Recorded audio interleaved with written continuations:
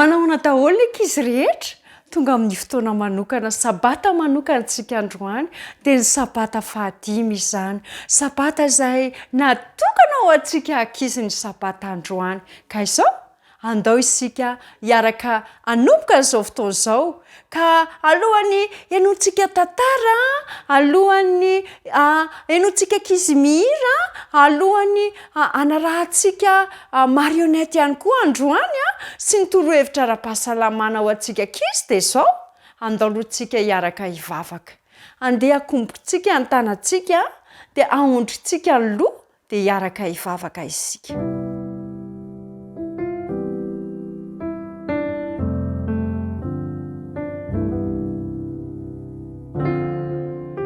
Rainay izay any an-danitro ho amasinina ny eny ianaranao midera sy mankalaza ny anaram-pitiavanao izay ray malalo ka ny fotoana izay iarahana amin'ny ankizy amin'ity sabata fahadimy ity dia ho sabata izay andraisan'ny ankizy rehetra fitahiana sy fifaliana miaraka amin'ny anjely rehetra any an-danitra sy miaraka amin'i Jesosy Kristy zoky dia aokarin'ny fanahinao ho aminay tsirairay avy amin'ny anaran'i Jesosy no angatahana mivavaka. Amen.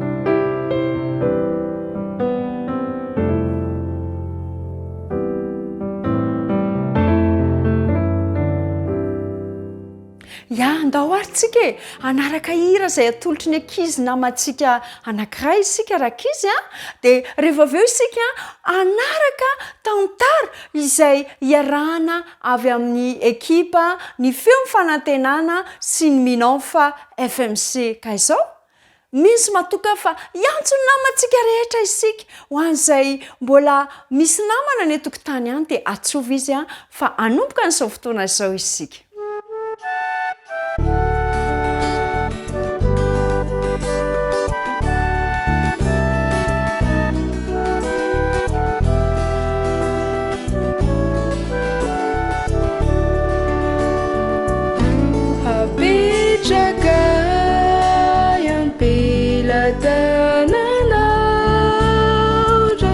Ni fiainana ankizy marobe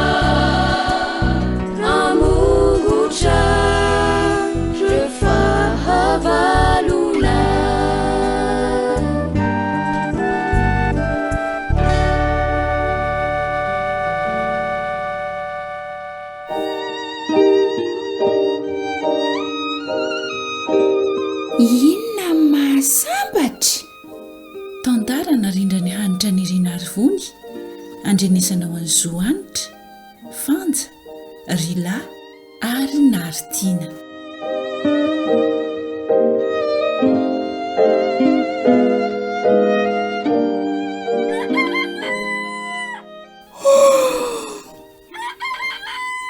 Manao an Jenny? Manao an Marianne?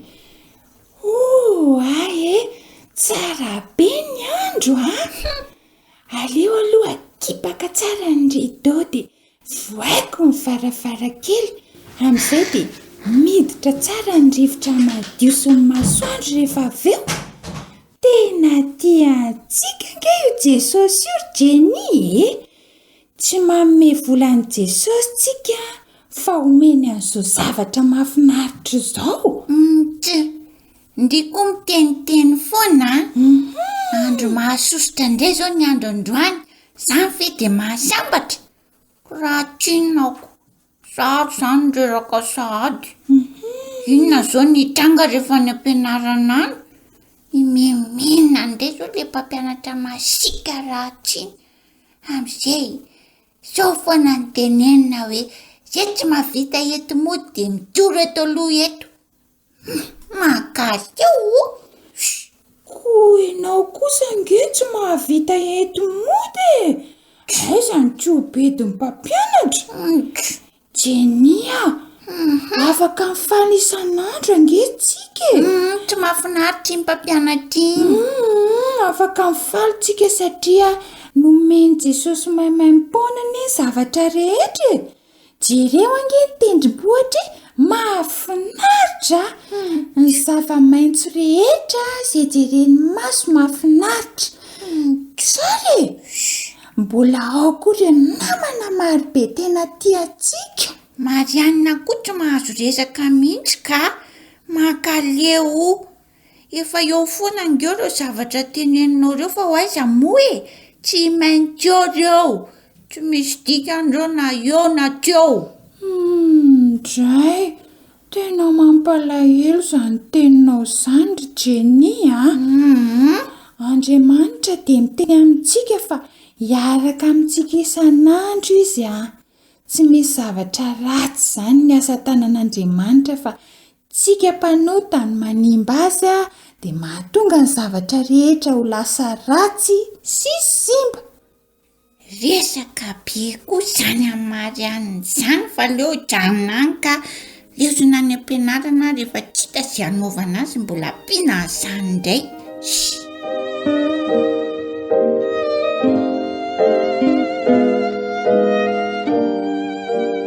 Odio, aiza olona? Dadabe Carlos aiza ianao Mandro solo Marianne. Tonga indray zavykeliko marina. Manahoana dadabe? Manahoana ianao anaka? Salama tsara ve? Salama tsara ka. Fa tia misy mofo nentiko anao dia milohan'izany andao aloha hiary hivavaka sy hamaky ny baiboly ohatry ny mahazatra tsika sy dadabe. Andao vakitsika ao amin'ny ohabolana toko 7:20 andihy 2:20. Ino ny dadabe tsara Eny ary ny foravoravo mahasalama tsara fa ny fanakivy mahamaina ny taolana. Ndao hivavaka amin'izay dadabe andao ary Jesosy taio dadabe dia taio kosa mba ho ravoravo foana dia ho salama tsara mba tsy ho kivy amin'ny anaran'i Jesosy. Amen. Zay dadabe fa rapitsondray misaotra betsaka Marianne. Tena nanampy ahy isan'andro afaka makivaky ny tontolo andro ny tenin'ny vakinao sy ny vavaka ataontsika isan'andro. Misaotra anaka. Tsisy fisaorana ka. Zay ry aloha fa alasa dadabe maka andeha hianatra raha pitsondray ie raha pito zany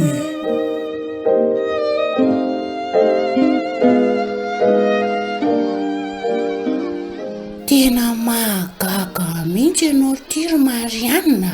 mahagaga hoany ianao ange ohatra nifalifaly zany fony fa inona ny mahatonga anao faly nefa ianao lazay mamanareo fa marary de tsy mba hitiny amin'ny tarianao mihitsy hoe marary ianao. zao ane rehefa falifaly de miaina kokoa de velona kokoa zany rehefa manampy olona sy manao asa soa de vao maika mahatsiaro ohatrany salamy zany na de mbola ankizy azany de ataoko zay mba vitako sitratry ny heriko charmie. tena sambatra ianao, tena sambatra mba andehanao ohatr'izany koa manao fa salifa tena mahafinaritra.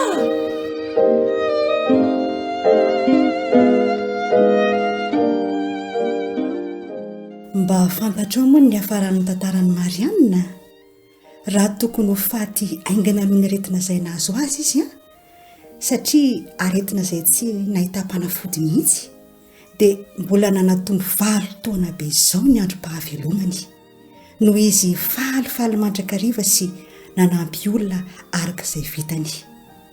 Dia izao koa raka izy ny toe-tsaina mijery ny lafiny tsara amin'ny zavatra rehetra dia anisan'ny mahasalama tena ilaina izany hoe mampitombo ny finoana ny fanekena ny zavatra miatra amin'ny tenantsika ihany koa na dia mbola ankizy ary sika dia mahatsara ny fahasalamana. Ny fanampiana ny hafa ihany koa dia tena mahatsara ny ankizy sy ny olona izay mila fanampiana koa ataovy ny fanandramana aoka ho faly mandrakariva. Izay ny androany fa aleo amin'ny manaraka indray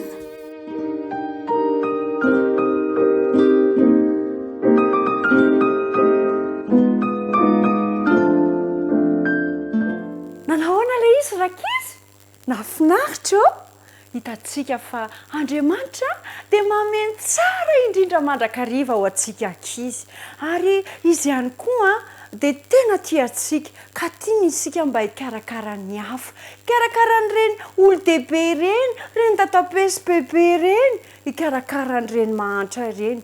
Ary zao rakizy rehefa mifaly mandrakariva isika dia manao salama. Ny fifaliana zany dia mitarika fahasalamana ho an'ny fatatsika. Ka mino fa anao ny ezaka rehetra isika ankizy voalohany indrindra hideran'Andriamanitra amin'ny zavatra rehetra izay ataon'Andriamanitra amin'ny fiainantsika.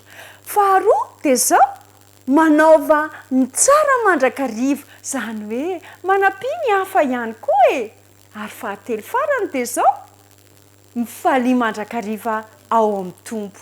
Ary zao mitsikitsiky mandrakariva dia zao ampian'Andriamanitra ny anjely ran'ny Jesosy dia mitombo manodidina antsika ampahery antsika.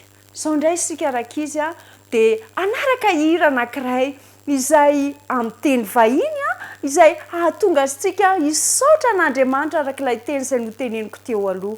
Hisaotra an'Andriamanitra isika amin'ny zavatra rehetra nataony mahafinaritra be eo amin'ny fiainantsika. Dia rehefa avy eo isika hiditra amin'ny fahasalamana ho antsika ankizy indray. Ndao indray ary Lord, if we could, we would fill our hands with all the wonderful things you'd give us. And then we'll lift them up and give them back to you.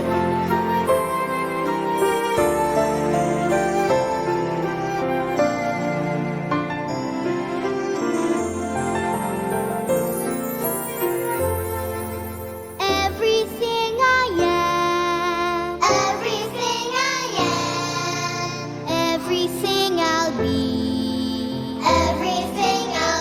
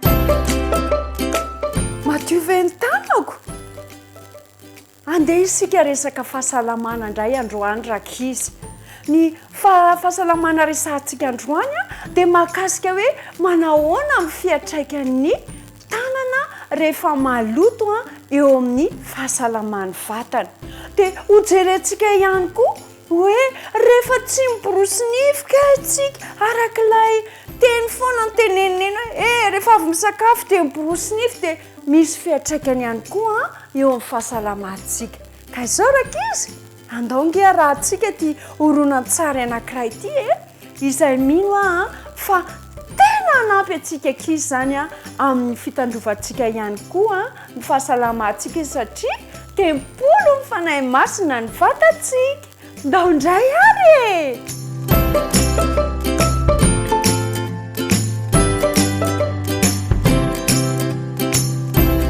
fahasalamana rakizy dia tena sarobidy tokoa eo amin'ny fahazazantsika tanareo reto ankizy kely roa reto rehefa avy ny lalao izy dia nitenenineny hoe mizatra dininareo ve dia niteny ilay zaza hoe nihinana asa-tanana nenino dininay dia nitenineny hoe andana ainga nasasao ny tana satria tokoa mantsy rakizy raha tsy manasa tanana amin'ny rano madio sy ny savony isika dia misy karazana loto tahaka izao amin'ny tanantsika ary misy mikroba tahaka ireny tonga mihinana an'ireny loto ireny dia lasa ihany koa izy miditra ao amin'ny vatantsika alohan'ny hinanana sakafo zany dia mila manasa tanana amin'ny rano sy savony tsara dia rehefa avy eo iriny rano sy savony iny no maka an'ireny mikroba rehetrarehetra reny ary tsy afaka ny hitrany amin'ny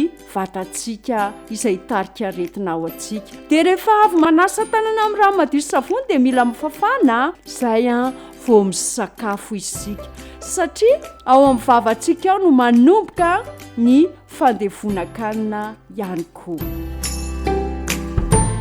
rehefa eo amin'ny fotoana isakafoanana dia misy ihany koa ny zavatra izay mila tandremana araka ny hitantsika nandrity telo volana voalohany ity dia niresaka teto isika ny mahakasika ny karakarana nify rehefa karakarantsika tsara io dia matanjaka be ohatra n'ireny tandroko ny elefanta reny io nifitsika io zao tokoa mantsy ny zavatra miseho rakizy rehefa avy misakafo isika misy an'ireny potipotina hanina reny mijanona ao amin'ny vavantsika ao dia hoanin'ireny mikroba ao amin'ny nify ao indray izay potipotina sakafo ao amin'ny nifitsika ao izay raha ohatra mbola potipotika hanina fotsiny ilay izy dia manome sakafo an'ireny mikroba atsika raha ohatra ka tsy mandio ny nifitsika fa raha ohatra isika mihinana kosa zava-mamy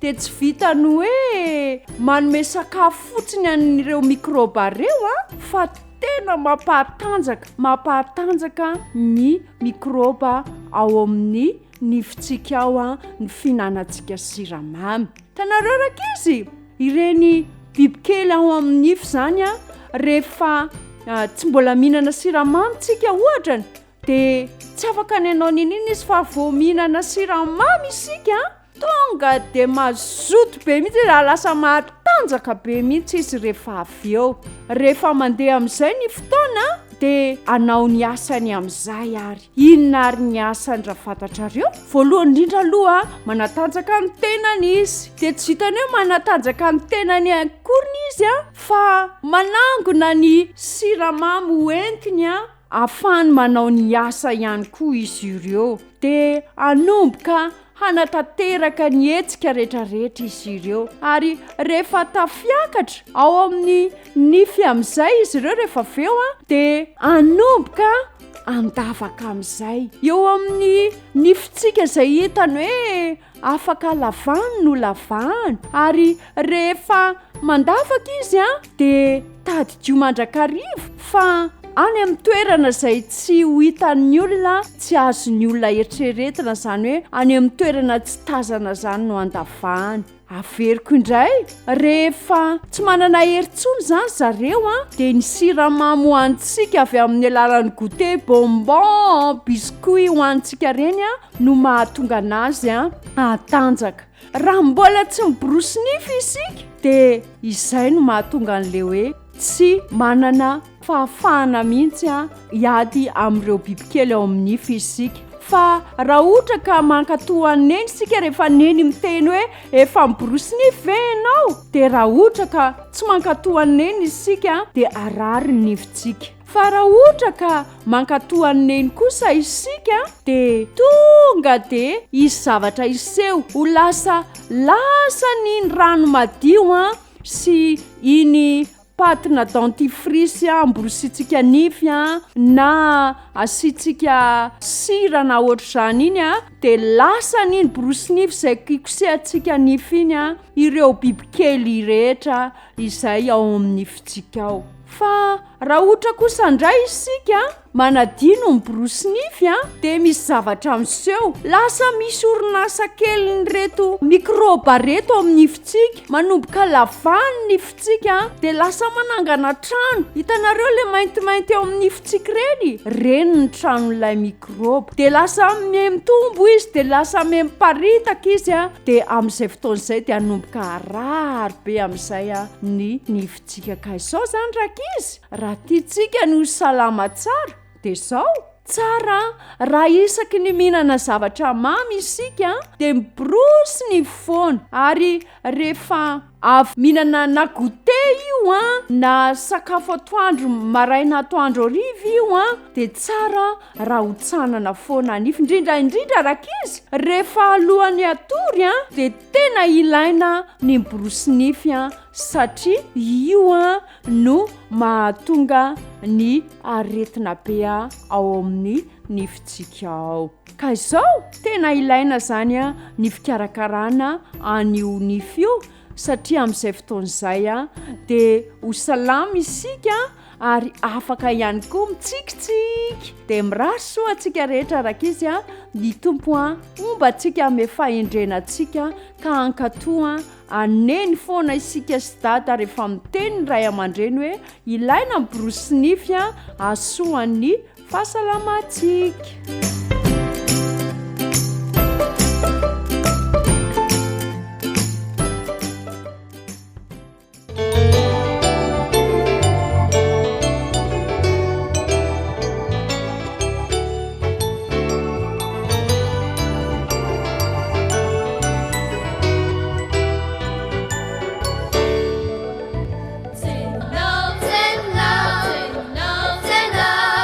Fala, vem, já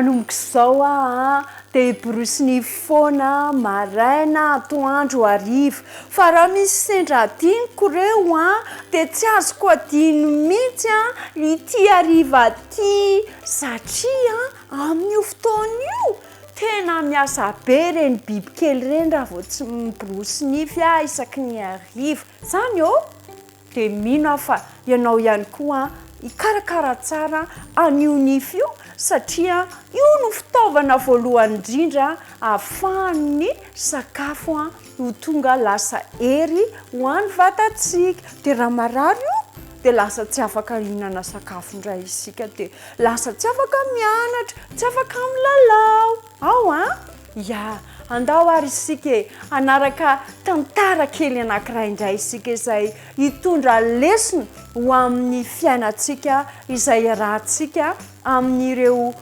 ankizy avy ao amin'ny fiangonana mahazo ka dia mirary fafinaretana maniry mba azahoany ankizy rehetra fafinaretana avy amin'ity lesona ity ka isintona lesona daholo isika rehetra avy amin'izany lesona izany.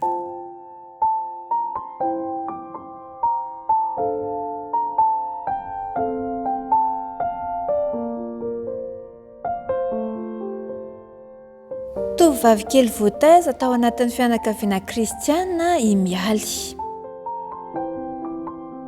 Fony fahazazany dia noentin'ny ray aman-dreny teo anivon'ny fiangonana izy mba ho tsofina rano.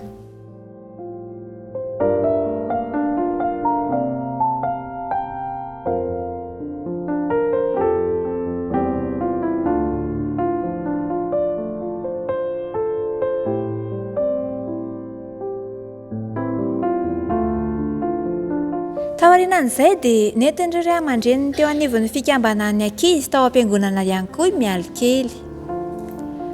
Ary tsely izy dia nahazo namana dia nitombo ara-tsaina ara-panahy ary dia nandroso ity teo amin'ny ankizy hafa ihany koa. Maro be ny fampianarana azony tao, nianatra hira izy ireo, nampianatra ny vavaka, nampianarana ihany koa fahalalana fomba. Ary tsy adino mihitsy ilay fotoana mamiarahana amin'ireo namana ao anatin'izany fikambanana izany.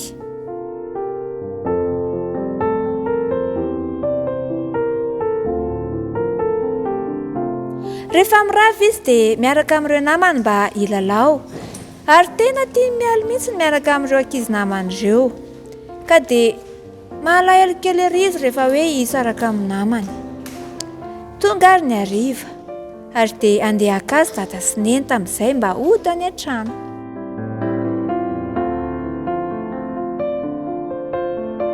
Tena lahelo mialy kely rehefa hisaraka tamin'ireo namany izy.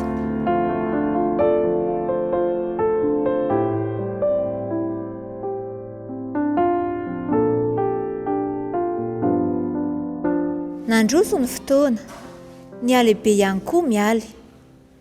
Indro izy tonga tanora tena tia vavaka sy tia mandinika amin'ny baiboly. Tao an-trano dia izy mihitsy ilay lakolosy kely mampatsiahy ireo fitaovam-pivavahana, alitara iarahana ao an-trano.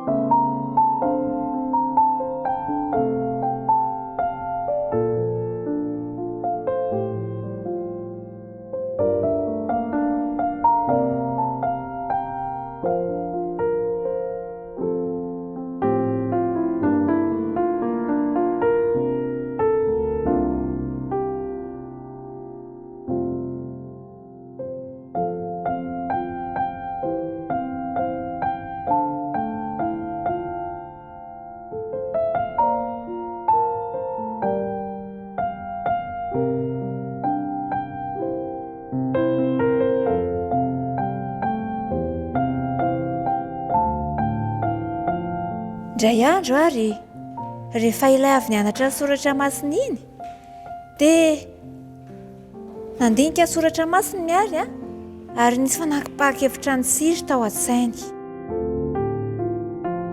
Lasa aingana izy nanatona ny ray aman-dreniny ka nampilaza azy ireo fa vonao atao batisy izy. hafaliana tamin'izay andro izay. Dada sy neny koa moa nahita ny fahamatorany'ity zanany ka dia resy lahatra izy ireo ny anaovana batisa ity zanany vavy. Nalamina ny zavatra rehetra ary dia efa ho tonga ilay fotoana.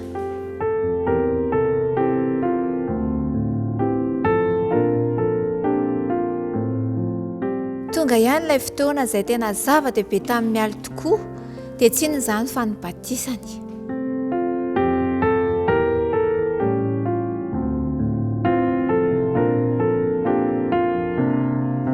Vita batisa Soamatsara mialy ary dia noarabaina tao amin'ny mpiangonana. Faly be ireo namany, faly ihany koa dada sy neny mazava ho azy, satria fifaliana lehibe ho azy telo mianaka io andro iray toa zato io.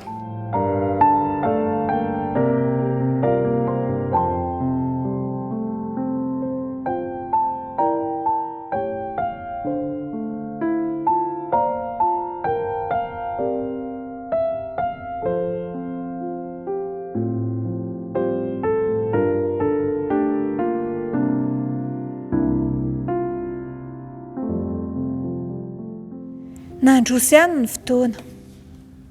Tonga zatovovavy tsara tarehy sady mahasarika mialy. Tao anatin'izay fotoana izay dia nananamana ihany koa izy, namana anankiray izay tena akaiky azy. Hitantarany ny antsipirian'ny fiainana izy. Dia teny tsy mifankafohy fa dia hita niaraka eny foana izy roa vavy reto. Tao anatin'io taona ihany koa no nanomboka ny tsiry tao aminy izany atao hoe fitiavana izany. Dia toy ny zatovovavy rehetra, ny zatovolahy dia nisy zatovolahy anankiray koa izay tena nahasarika mialy. Adolatsety tokoa moa na ny an-dany na ny ankilany ka dia ny farany tafiaraka izy roa kely. Dia teny niaraka teny, nifankatia, nanjary anankiroa ny olona akaiky indrindra amin'ny mialy.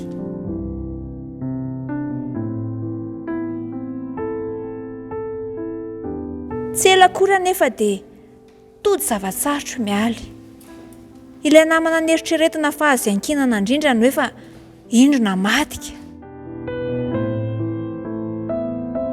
Ilay olana nokafana ny fo no indry fa nahatonga ratra-po. Mafy tena mafy tamin'ny mialy izay zavatra niseho tamin'izay. Nanantena mba azo tambitamby sy fampionoana-po teo amin'ny dada sy neny anefa izy. Fa dia nandeha ny fotoana, toa sahirany reto farany ka tsy dia niraharaha loatra azy.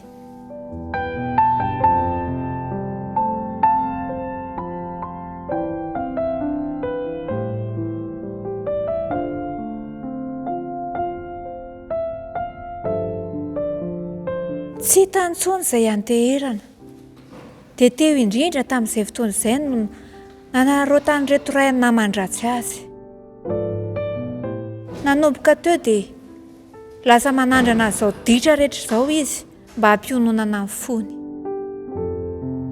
Nanomboka ny sotro izay natao hoe zava-pisotro misy alikaola izany.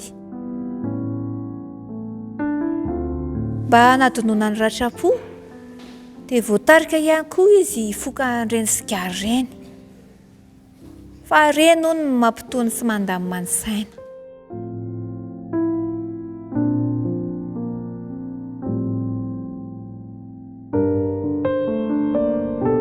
Nanomboka nanadino ny atao hoe fivavahana izy. Dia ny tompo teny ihany ny ditrany, nanararoatra niaraka tamin'ireto naman-dratsiny reto. Na ny andro sabata tokony ho any am-piangonana aza dia tsy natrehany intsony.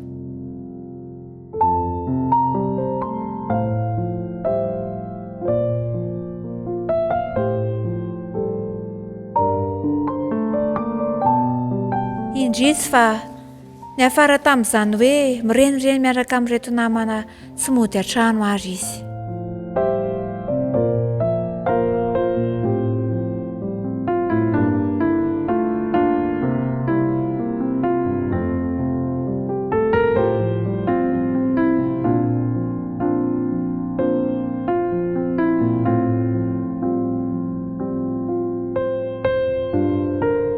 rehefa vita nefa ny lavany reto namandratsy azy dia lasaiza izy ireo tsy ndrarahiny fa navelany teo mialy.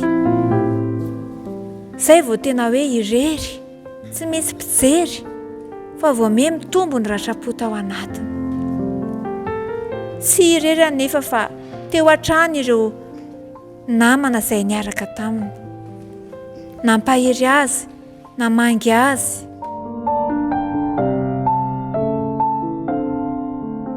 Teo ihany koa ilay raim-piay izay naniraka ireto zatovy tao am-piangonana mba hampahery sy hampitraka indray amin'ny mialy.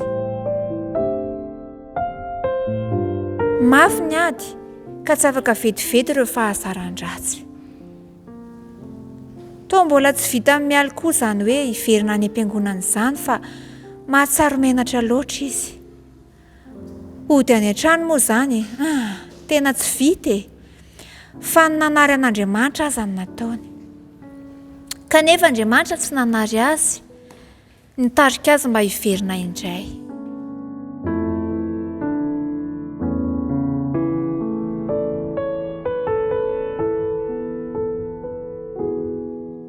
Hafaliana tsy misy toa azy rehefa iny tazana indray mialy. Ilay zanaka tiana tafaverina tao amin'ny dada sy neny indray.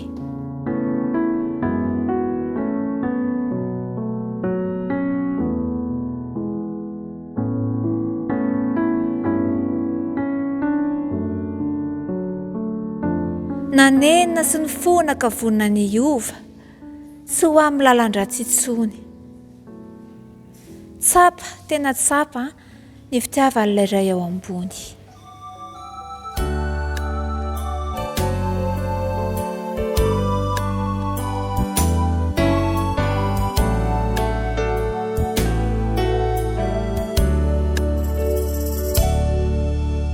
Fatratra loatra rany fitiavanao ry Jesosy tompoko, famindram-potsy talany no natolotrao ho tiana fiko. Fahafatesanano ny andry ay afo mandevonako, fanitananao mahery no nisarikay mba ho velona. Rendrikao tanatiny adalana, ditrano nameno ny fo, fa ianao no nampody ao ambala indray ka nananganay mba ho velona. Rendrikao tanatiny adalana, ditrano nameno ny fo, fa ianao no nampody ao ambala indray ka nananganay mba ho zanaka.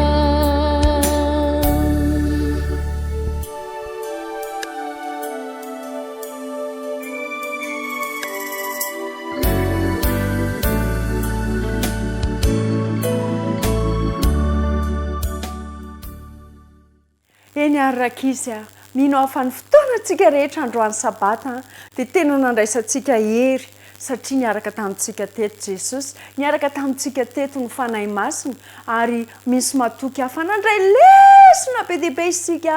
Izay ny fandriana hoe rehefa sabata fahadimy tahaka izao dia miezaka isika mba izara amintsika ankizy ny fotoana rehetra androany hariva dia natokana ho antsika ankizy daholo. Ka izao hiditra amin'ny fahatsim-panahy isika ka manasa antsika ankizy rehetra mba hipetraka tsara amin'izay a dia andray a ny baibolyntsika ihany koa fa andray ny teny fampaherezana isika dia misy matoky a fa amin'ny afaka 3 volana ohatr'izao indray a dia isy zava-baovao indray a hoentina amintsika eto amin'izao fandarana manokana izao.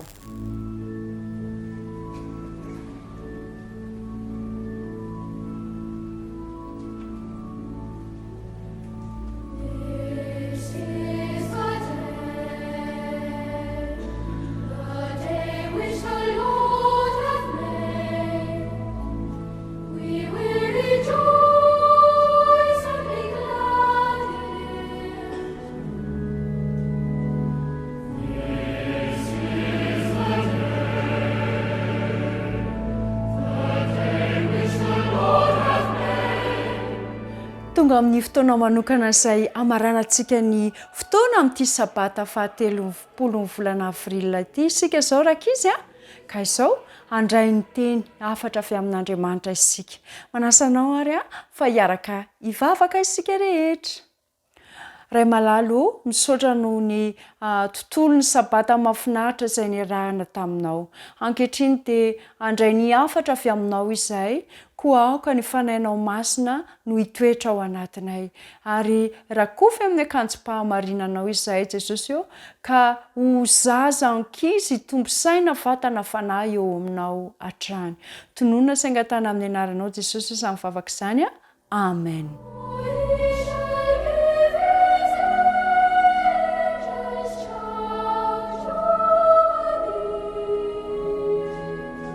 Hitantsika androany rakizy ilay teny izay notenenin Jesosy ao amin'ny Lioka 7:20 ka ny 7:20.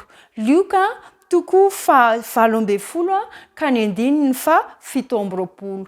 Manao izao amin'ny anaran'i Jesosy hoe fa hoy Jesosy, izay zavatra tsy hain'olona dia hain'Andriamanitra. Izay zavatra tsy hain'olona dia hain'Andriamanitra. Tsarovy rankizy fa ny rehetra dia manana talenta avokoa. Ao mety hoe manana talenta mihira, ao mety hoe manana talenta ihany koa izy mampahery ny hafa amin'ny alala mivavaka izay ataony, manana talenta ihany koa izy manampy ny hafa. Fa ireny talenta rehetrarehetra ireny rakizy rehefa ampiasaina ho fanampiana ny hafa sy ho amin'ny asa fanompoana dia tsapanao ny antony tena ilaina azy ireny. Amin'izay fotoana izay dia lasa fanomezam-pahasoavana ilay izy. Izany hoe tsapanao mihitsy hoe miaraka aminao Jesosy, miara-miasa aminao Jesosy ary ianao dia tanana ampiasain'i Jesosy. Fitaovana miara-miasa amin'ny Jesosy mba hahatonga ny hafa ahita, ahatsapa, mahasaribika an'ilay fitiavan'ilay Andriamanitra nahary ny tany sy ny lanitra. Ka izao, ny olona rehetra izany dia afaka ny hiara-iasa amin'ny fanahy masina, afaka miara-miasa amin'ilay ray be fitiavana sy Jesosy Kristy isokontsika. Ka izao, amin'ny alalan'ny mivavaka izay ataonao dia tsarovy fa miresaka amintsika Jesosy. Miresaka amintsika izy amin'ny alalan'ny tenin'Andriamanitra mba hahatonga antsika ahafantatra hoe iza ndraiky ny olona tokony ampiana androany Jesosy. Mety misy olona tonga eo anohanao ao, mety tsy fantatrao hoe iola iraka na andraikitra manokana izay ankin'ny Jesosy aminao na dia mbola zaza ary ianao. Tsarovy rakizy fa na ny tsiky kelinao fotsiny ary dia afaka hanampy olo-dehibe anankiray ao anatin'ny famoisan-po.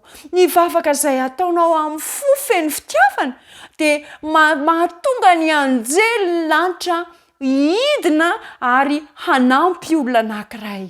Sarobidy ianao ry rankizy malala. Tsarovy mandrakariva fa manana tombam-bidy ianao ary misy antony manokana namoronan'Andriamanitra anao. Fa tsy voafaritra ny zavatra takatry ny olombelona na azon'ny olombelona eritreretiny izany. Ny fahasoavan'Andriamanitra izany dia afaka hanampy ny olona tsiraray avy amin'ny zavatra eritreretiny, amin'ny zavatra kasainy atao, amin'ny faniriny te hanampy ny hafa. Ka izao mieno ny feon'Andriamanitra. Ary sao ataovy lahara-pahamehana ny fandiniana ny soratra masina dia ho tsapanao ny asaripity ny fitiavan'Andriamanitra izay tiany ho hitanao, satria saripity eo anatrehan'ilay ray-pahary ianao, saripity eo anatrehan'ny ray be fitiavana ianao, ary tsarovy mandrakariva fa saripity eo anatrehan'ny dada sy neny ihany koa izay solo tenan'Andriamanitra hikarakara eto amin'izao fiainana izao.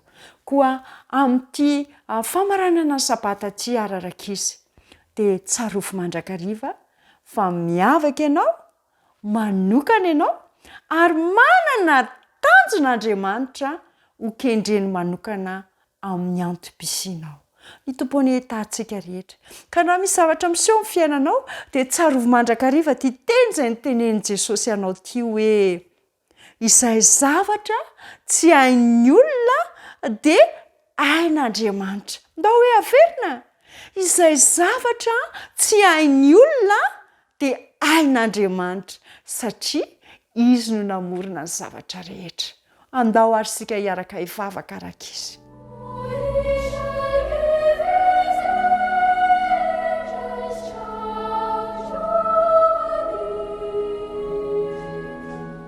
Ray malalo, misaotra betsaka satria mahay zavatra rehetra ianao, na ary ny tany sy ny lanitra izay rehetra eo aminy ianao, namorona ny zavatra rehetra, niainga avy amin'ny zavatra tsy misy ianao, ka tianay ny misaotra manokana anao satria mbola menao fofinaina mahavelona izahay. Te hisaotra manokana izahay satria mbola menao sakafo sahaza izahay, mbola menao fotoana indrindraindrindra hahafahanay miantsampy aminao ray be fitiavana. Koa mitalao, miangavy, famondram-po ny amin'ny antsirambina rehetra izay vitanay tamin'ny fanaovanay kitotoa ny amin'ny firaisana aminao.